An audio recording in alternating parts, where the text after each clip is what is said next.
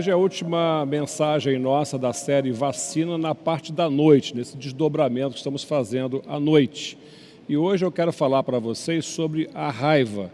Na verdade, pregamos hoje pela manhã sobre o tema e agora vamos desdobrar isso com vocês. É um prazer ter vocês aqui nessa última mensagem da série, basicamente porque esse tema é um tema fundamental e importante para todos nós. Eu quero ler um texto que se encontra em Efésios, capítulo 4, 31, que diz assim: livrem-se de toda amargura, indignação e ira, gritaria e calúnia, bem como todo tipo de maldade. Carta aos Efésios, capítulo 4, verso 31. A raiva não é coisa nova. O apóstolo Paulo, no texto em que nós lemos, já denuncia esse problema no seio da Igreja de Cristo, isso há mais de 2000 anos atrás. Entretanto, eu acredito que nós temos percebido, acho que você e eu, um aumento de tensão nas relações privadas, nesses tempos em que estamos vivendo, e isso tem feito com que uma certa dose considerável de raiva tenha sido direcionada umas para as outras pessoas, né? Eu acredito que isso tem basicamente duas razões. Primeiro, a primeira razão eu posso chamar de globalização. A raiva cresce num mundo cada vez mais encolhido, um mundo cada vez mais tenso pela força da globalização, que tenta, assim, empurrar as pessoas para fora de seus mundos, gerando uma insatisfação sem precedentes, com todo tipo de vida, com esse tipo de vida que essas forças globalizantes tentam impor à força às pessoas. Um outro fator posso apontar como sendo a própria internet. O impacto da internet é imenso na vida das pessoas. Permite que uma grande massa de pessoas interaja umas com as outras, assim cada uma delas emitindo opiniões. O reino das opiniões é fundamentalmente o reino dos conflitos, né? Então, você tem ofensas de todo tipo, manifestação raivosa. A verdade é que a raiva sempre existiu, mas agora a raiva possui um meio extraordinário para se expressar. A internet contribui também com o que a gente chama de bolha, a formação de bolhas, né? Onde as pessoas se relacionam dentro daquelas bolhas, dando a elas uma certa ilusão que dentro dessas bolhas elas estão seguras. Elas podem emitir os seus conceitos e as suas opiniões. Uma vez fora da bolha, então as pessoas se sentem muito vulneráveis e muito mais suscetíveis à polarização raivosa. O veredito bíblico sobre a polarização raivosa é bem retratado em dois textos da Bíblia Sagrada que quero apontar para vocês nesse momento. O primeiro encontra-se em Romanos, capítulo 1, verso 32. Descobrimos que quem aplaude a ação violenta, ou quem curte, né, quem concorda com a fala raivosa, é tão ruim quanto aquele que faz o ato, que comete o ato ou profere a fala. Em tempos de redes sociais, é impressionante verificar a curtida e o aplauso daqueles que se manifestam abertamente com muito mais raiva nas redes sociais. O segundo texto se encontra em Romanos, capítulo 3, verso 13. Encontramos a imagem de uma garganta que é como uma espécie de túmulo aberto, do qual fala o apóstolo, o qual é pior do que aquele sepulcro caiado mencionado pelo Senhor Jesus. Porque o sepulcro caiado, ele ainda tem uma certa dose de recolhimento, ele tem ainda uma certa dose de vergonha, tenta esconder a sua maldade, ao passo que o túmulo aberto, ele perdeu completamente o filtro, perdeu completamente a capacidade de esconder a sua podridão interior. Então, as Escrituras Sagradas têm um nome para esse pecado da raiva. O pecado da raiva na Bíblia, ele é mencionado, é tratado como o pecado da ira. Este pecado é muito sério.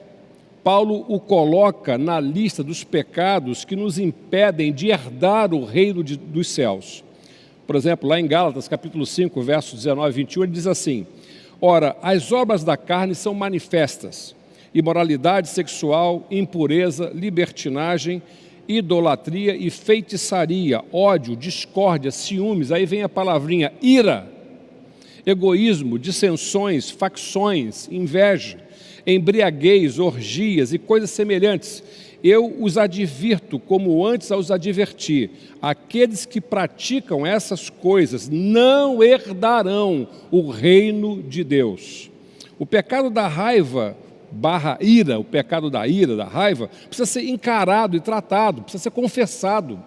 Ele precisa ser colocado à luz da graça de nosso Senhor Salvador Jesus Cristo. Eu sei que é muito difícil não se irar num mundo como o nosso. É muito difícil não sentir raiva quando vemos mentiras sendo apresentadas como verdades, quando vemos tentativas de manipulação e descaramento para todo lado, quando vemos a vida humana ser tratada como coisa que pode ser jogada na lata do lixo, quando vemos virtude sendo ultrajada e o vício sendo exaltado. É muito difícil não sentir raiva quando o nosso direito é aviltado, quando somos ofendidos e ridicularizados. Então, como vencer a ira num mundo como o nosso? Eu quero dar aqui algumas sugestões nesse final de reflexão. Primeiro, a primeira sugestão que eu dou e que trago da Bíblia Sagrada é que nós não devemos permitir que o sol se ponha sobre a nossa ira. Isto é, não permitindo que a sua ira perdure além do razoável. Cuidado para que tudo aquilo que não gere em você uma justa indignação não o leve a pecar diante do nosso Deus. A segunda sugestão, valorizando muito mais o que nós temos em comum do que os aspectos que nos separam. Aqui eu me refiro precisamente entre a relação dos irmãos, dos crentes. A Bíblia Sagrada manda que devemos amar e fazer o bem, principalmente ao irmão na fé, aos domésticos da fé, aquele a quem eu chamo de irmão e de irmã, pelo fato de estarmos ambos em Cristo Jesus, nosso Senhor. Precisamos nos lembrar que devemos amar os nossos irmãos e nossas irmãs em Cristo e não tratá-los com antipatia, difamá-los, menosprezá-los ou distorcer suas palavras e intenções. O apóstolo Paulo, na carta aos Efésios, apela aos crentes com as seguintes palavras: façam todo o esforço para conservar a unidade do Espírito pelo vínculo da paz. Efésios capítulo 4, verso 3. E por último, assumindo então o papel de construtores da paz. A paz, ela não vem como subproduto natural das nossas relações. Ela precisa ser construída. E construída com empenho e muitas vezes com um esforço da nossa parte. Disse Jesus: bem-aventurados os pacificadores, pois serão chamados filhos de Deus. Jesus nos chamou para sermos agentes da paz e não promotores de conflitos. Bom, encerro essa reflexão dizendo ainda que devemos ter muito cuidado com o que nós dizemos nas nossas relações, com as pessoas a quem amamos, nos relacionamos, mas também temos que ter muito cuidado com o que digitamos, muito cuidado com o que curtimos e muito cuidado também com aquilo que compartilhamos nas redes sociais. Temos que ter uma consciência muito clara das situações que podem nos fazer perder o controle. Não devemos entrar nessas discussões. A Bíblia Sagrada nos recomenda que não devemos perder tempo em discussões tolas, que não servem para nada, apenas para criar dissensões e afastar pessoas que deveriam se amar e se unir pela causa de Jesus. E cuidado com as companhias, com as bolhas onde você frequenta, onde você está lá, os seus grupos de referência. As Escrituras recomendam o seguinte, quero ler para você, Provérbios 22, 24 e 25. Não façam amizade com um homem irado, com um homem furioso não vá, para que não aprenda os seus caminhos. Violência, raiva é algo que se aprende com outras pessoas, é o que a Bíblia está nos dizendo. E aí conclui aqui o autor sagrado: e arme uma armadilha para a sua alma. A raiva pode ser uma armadilha para muitos de nós. E por último, ao contrário desses que aprendem com os homens violentos ao longo da vida, precisamos aprender com Jesus, né? Que disse o seguinte: venham a mim todos vocês que estão cansados e sobrecarregados, pois eu os aliviarei. Tomem sobre vocês o meu jugo, que é suave, e aprendam de mim, que sou manso e humilde de coração. Vamos fazer uma oração nesse momento, agradecendo a Deus por esse tempo que passamos juntos nessa série e nessa noite que ficamos juntos meditando na palavra de Deus. Curve sua cabeça, feche seus olhos, vamos orar em nome de Jesus. Senhor, muito obrigado por esta noite, Senhor, em que o Senhor permitiu mais uma vez que nós travássemos contato profundo com a Tua palavra, Senhor. Nós cremos que o Senhor tem se revelado a nós por intermédio da Tua palavra sagrada. Muito obrigado, Senhor, por essa noite, muito obrigado também por esta série, em que fizemos assim uma certa imersão na Tua palavra, Senhor, tentando encontrar na Tua palavra, Senhor, uma série de preventivos, ó Pai, para tantos males que nos afligem neste mundo, neste tempo, Senhor. Muito obrigado, Senhor, porque o Senhor tem se revelado a nós.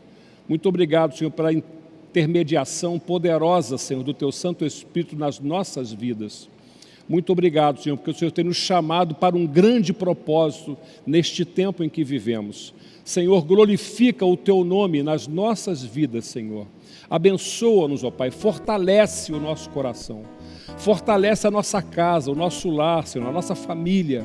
Continua conosco, Senhor. Enche o nosso coração com o Teu amor.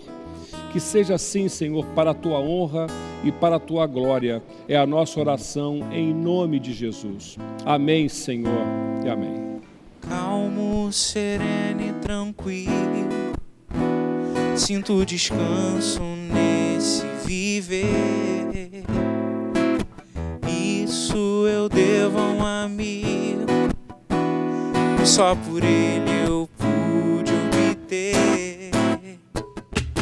Calmo, sereno e tranquilo, sinto descanso nesse viver.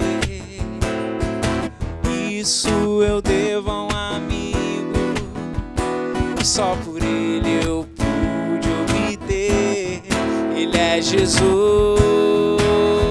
meu amigo, meu Senhor, o Salvador. Só por ele ganhei a vida eterna com Deus, com Deus.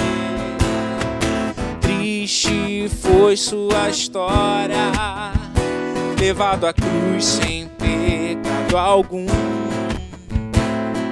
Só porque me amou, morreu por mim, não hesitou. Ele é Jesus, meu amigo, meu Senhor, o Salvador. Só por ele ganhei a vida eterna com Deus, com Deus.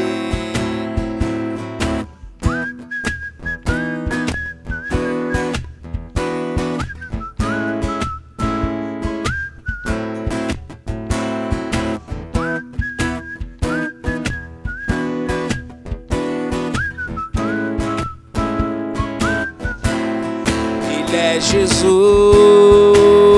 meu amigo, meu Senhor, o Salvador. Só por ele ganhei a vida eterna com Deus, com Deus. Ele é Jesus, meu amigo, meu Senhor, o Salvador.